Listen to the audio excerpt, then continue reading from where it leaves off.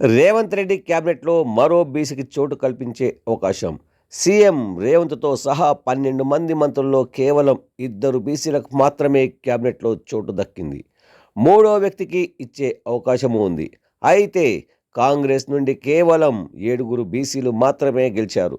కాబట్టి వీరిలో మరొకరికి అవకాశం ఇవ్వాలా, లేక ఓడిపోయిన నేతలను క్యాబినెట్లోకి తీసుకోవాలా, కుదిరితే బారాస నుండి వలస వచ్చే వారికి చోటు కల్పించాలా అనే అంశంపై చర్చలు సాగుతున్నట్లు సమాచారం. రాష్ట్రంలో 19 మంది బీసీలు మాత్రమే ఈసారి ఎన్నికల్లో గెలిచారు. కాంగ్రెస్ నుంచి 7, బీఆర్ఎస్ నుంచి 9, బీజేపీ నుంచి 3 ఎమ్మెల్యేలు.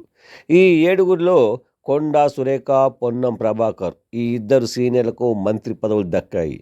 వీరి తర్వాత హాది శ్రీనివాస్ గతంలో 3 సార్లు పోటీ చేసి ఓడిపోయిన చరిత్ర ఉంది.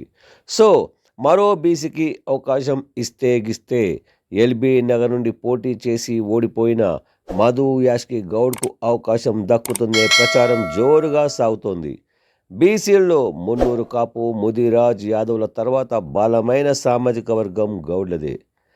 ఇప్పటికే గౌడ సామాజిక వర్గానికి చెందిన పొన్నంకు మంత్రి పదవి ఇచ్చినా మరో గౌడ్కిచ్చే అవకాశము ఉంది. ప్రధానంగా గ్రేటర్ హైదరాబాద్లో కాంగ్రెస్ నుంచి పోటీ చేసిన ఒక్కరూ గెలవలేదు. అయినప్పటికీ రానున్న పార్లమెంట్, ఆ తర్వాత జిహెచ్ఎంసీ ఎన్నికల్లో పార్టీ విజయావకాశాలను మెరుగుపరుచుకోవడానికి రాజధాని నుండి క్యాబినెట్లోకి ఒకరికి అవకాశం కల్పించాలని అధిష్టానం భావిస్తున్నట్లు సమాచారం. మధు యాష్కి కాకుంటే బీఆర్ఎస్ నుంచి గెలిచిన బీసీల్లో ఒకరికి అవకాశం దక్కుతుందనే ప్రచారము సాగుతోంది. గ్రేటర్ పరిధిలో బీఆర్ఎస్ నుంచి 7 మంది బీసీలు ఎమ్మెల్యేగా గెలిచారు. వీరిలో కొంతమంది కాంగ్రెస్లోకి జంప్ చేయడానికి ఇప్పటికే ప్రయత్నాలు మొదలుపెట్టారని సమాచారం.